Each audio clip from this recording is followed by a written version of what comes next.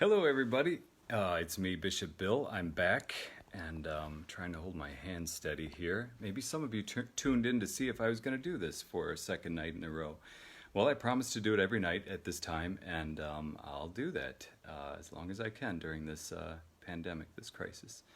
Um, I don't know why I'm so pasty. I don't know lighting or anything like that. I'm trying to work on it, but there, that looks a little bit better. Anyway, I am now in Tallahassee. Actually, I drove here today just by myself. I just thought I wanted to come over here to pray in the Co-Cathedral Church and to see my spiritual director tomorrow. So that's why I'm over here in Tallahassee, but still want to do this, like I said, wherever I am. Today, what I just want to share with you is this. People have been asking, what are the priests doing? What are they going through right now during this time where we don't have a mass with congregations, and so as I shared last night, a lot of our priests too are, this is a very strange time for us as well, of course. One priest told me, one of the guys, he said, it's kind of like just being without your spouse, We're not married, so we don't know, but you know what I mean? We hear from married couples say that it's if the church is the bride of Christ, we're without our bride. So as weird as that sounds, it kind of feels like that we're separated from physically from the people that we love and that we see every day or certainly every weekend. So it's a little painful. However, I'm also hearing, and I'm experiencing this myself, that a lot of us priests are saying we actually do feel a deep connection with the congregation, with our parishioners. Certainly, even as paradoxical as it sounds, through live streaming the Mass and other media like this, videos and things like that, but also and especially through prayer and through sacrifice, just by knowing that we're in this together. I think that's really helpful. And a lot of the priests talk about that as well. This is not a time of vacation in any way, but our priests are still on the job, if you will, every day, all day, either calling parishioners or helping with reconciliation for individuals who call or come to the parish asking for that. I know here at St. Thomas More in Tallahassee, Father John and Father Tim offered reconciliation out on the lawn, spaced very far apart, and there were many people there. In fact, and Father Mark Akubo also joined them in celebrating the sacrament. And so they went on for about an hour and 15 minutes. It was beautiful. So they're doing that. A lot of priests are visiting hospitals, doing hospital visits and visiting shut-ins as well, keeping protocol, of course, with hygiene and everything. People have asked, have there been any priests who have visited patients with the coronavirus?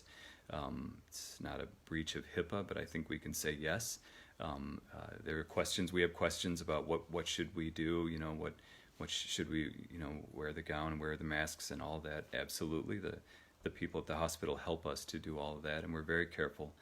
But one priest asked, he said, should we just pray with them outside the room? And I said, well, what I'm hearing and what I believe we should do is, I said, if the nurses and doctors are there with the patient, I think we should gown up. We should do all the preparations, and we should be there as well. We should give communion, especially for someone who's dying. We should give them the last rites and the absolution as well. And so we're working that out. It hasn't reached a critical stage, a crisis stage here in our hospitals yet, but we're prepared for that. And I'm talking to the administrators at Ascension Sacred Heart in all throughout the diocese, talking to them about the needs of the patients and what we can do. So we really want to respond when that happens. What else? The priest told me that I wrote down some things. They're calling parishioners. We're praying a lot more, which is neat. I know we should be praying always, but because we're working in the office or doing other things, that's a distraction. That's taking up a lot of our time. But now there's more time to pray and do some reading. That's really important for us to do some spiritual reading and get ahead. Lots of masses and videos. They said weekly emails is a really neat way for them to get connected. And I just want to say, they're innovating, which is really neat.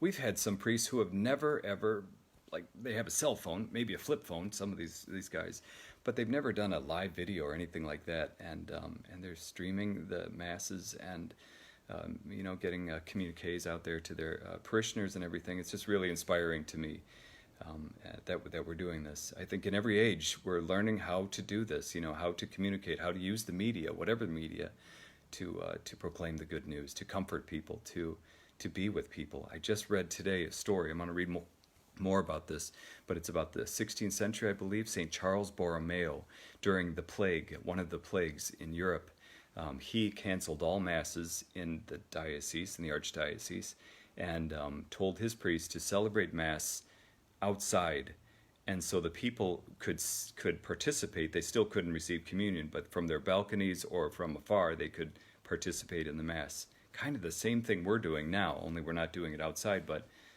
through the internet. So that was in the 16th century. So we're always trying to find ways to do that, to celebrate our faith in this time of crisis, in this time of difficulty. It's good to be able still to celebrate our faith, especially the Eucharist, together like this. And that's pretty much what I wanted to share with you. I told you also that I would have certain prayers and stories. Now, it's Saturday night. This is not Saturday Night Live, but anyway, it's Saturday night, so I was thinking I'm just going to tell a little story. You can watch it later. It's kind of silly, but it's a story that I know and I've memorized. So this is like a little bedtime story. Okay, so we got the serious stuff out, and I'll say a prayer at the end. But anyway, here's your silly story. All right, so wake the kids. Yeah, here we go.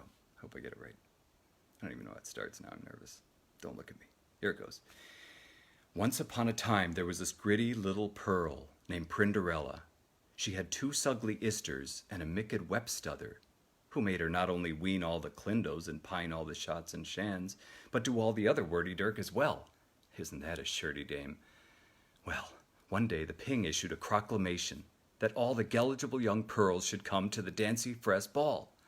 But Prinderella had no Dancy Fress. She only had her wordy dags, and they fitn't it.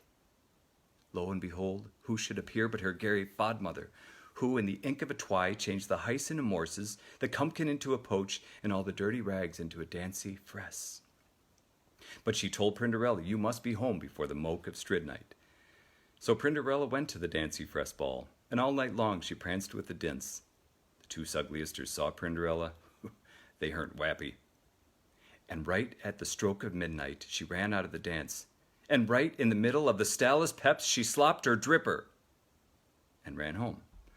The next day, the Ping issued another proclamation that all the geligible young pearls should come back to sly on the tripper. The 2 sugliesters, they slide on the tripper. It fitn't it. Prinderella, she slide on the tripper. It fit it. She and the mince got harried and lived happily ever after. Okay. I know. So I'm not always serious, but I thought it'd be fun to share with you that story. Okay, I'm a little nervous because I can't hear anyone clapping or saying anything, so I'm just going to assume that it's just out there. Okay, anyway. All right, I'm going to wrap this up with a little prayer. Tomorrow's gospel is awesome. All the readings are awesome, of course, but the 5th Sunday of Lent, especially during year A, which is the year we're in now, is awesome. We get the story of the raising of Lazarus from the dead. Clearly the readings are building during Lent to Easter, and this is the one of the climactic stories in the Gospel of John, certainly the climactic sign of Jesus, that he raised Lazarus from the dead.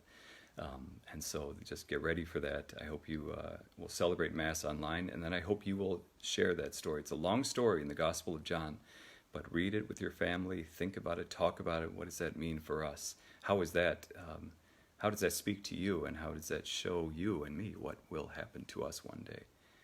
May God bless you and your family, especially tonight and tomorrow on the Lord's Day. May God bless you with his assurance, his love, his mercy, his very real presence.